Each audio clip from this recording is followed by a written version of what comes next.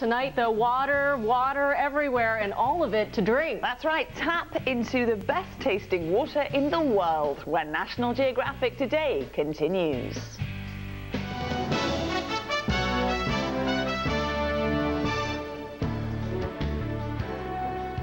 Some unsettling news about our drinking water today. A report from the U.S. Geological Survey has found that a lot of pharmaceuticals, hormones, and other organic waste can be found in American waterways. Scientists surveyed nearly 139 streams and rivers in 30 states and found that about 80% of them had traces of contamination from human and animal waste, material from chemical plants, painkillers, insect repellents, even caffeine and nicotine. A lot of these compounds are not covered by government drinking water standards. So much is not known about the long-term effects. Even small amounts could have an effect on people. Laura? Thanks, Patty. Now, you've heard of wine tasting, but what about water tasting? For a dozen years now, the tap's been put to the test at the International Water Tasting Festival in Berkeley Springs in West Virginia.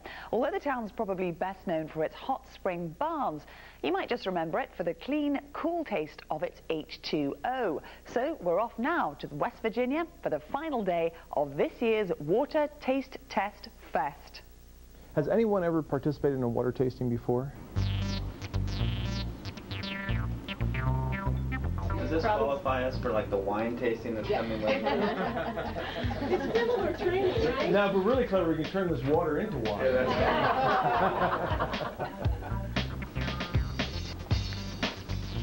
Some of you may come into this thinking, oh, this is just some frivolous thing. And it may have been when we began, but the incredible thing about it is the prestige that we have gained around the world. Bottled water companies from all over the world proudly display the winning seals on their labels. And past winners keep coming back, like Salko Bejdak, president of Owaza Sparkling Water of Bosnia. I came back after the first time I won because this is the biggest water contest in the world. And I know we have the quality of water and I want to stay on top. The waters we're going to taste today probably range from good to great.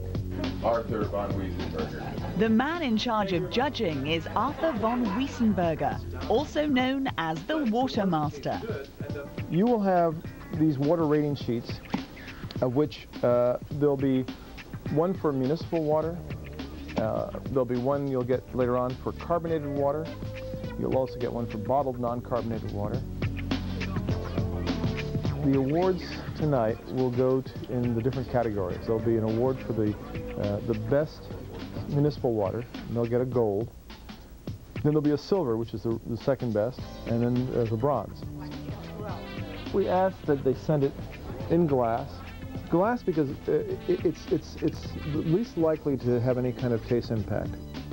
The municipal waters, usually the chlorine will be the deciding factor as far as the differences. You'll find that the more chlorine residue that's in the water, probably the less you'll like it.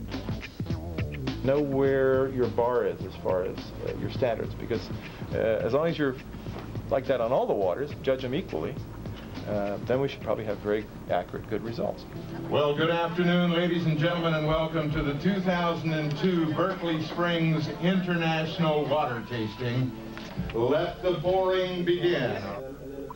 This is not something that is not unlike probably tasting wine, but a little bit harder. The judges are looking for some specific qualities in what they're testing. Appearance is one. Water should be perfectly clear and bright. Any particles or cloudiness, and they take off points. The next thing they do is they take a sniff of the water. And by sniffing the water, they can pick up any kind of aromas like plastic or chlorine or even sulfur. After they've done the odor check, then they taste the water. And in tasting the water, they roll the water over their mouth, trying to pick up over those 100,000 taste buds in your palate the different nuances of flavor: saltiness, sourness, bitterness, and sweetness. The tastes are a little more challenging. You really have to concentrate. close my eyes and think about what I'm tasting. But the more you taste in every glass. Then they move on to how the water feels in their mouth. Water can have a texture. If water has high acidity, it'll feel like acid water in your mouth. It feels dry, actually. After mouthfeel, then they swallow it, and they think about the aftertaste. And finally, they have 14 statements that they have to look over to determine which one describes the water best. From, I can't stand this water in my mouth, to this is really good water, I could use it as my everyday drinking water. In the past, I've just drunk water and that was it. But from now on, I think I'll be much more discerning about the way it tastes, the way it smells, the way it looks in the glass. And while the judges leave with a newfound taste for water, winners are crowned and new brands are recognized. And one town gets bragging rights for the best tap water for the next 12 months.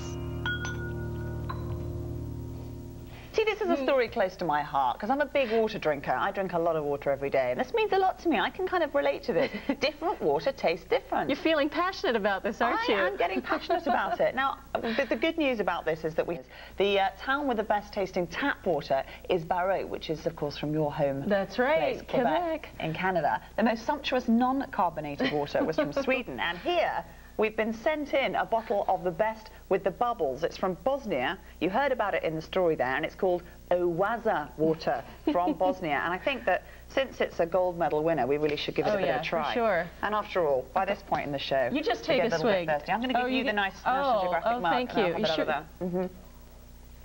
Oh yes, it's a gold medal winner. Unfortunately, the water is not distributed in the United States yet, so perhaps if you write in.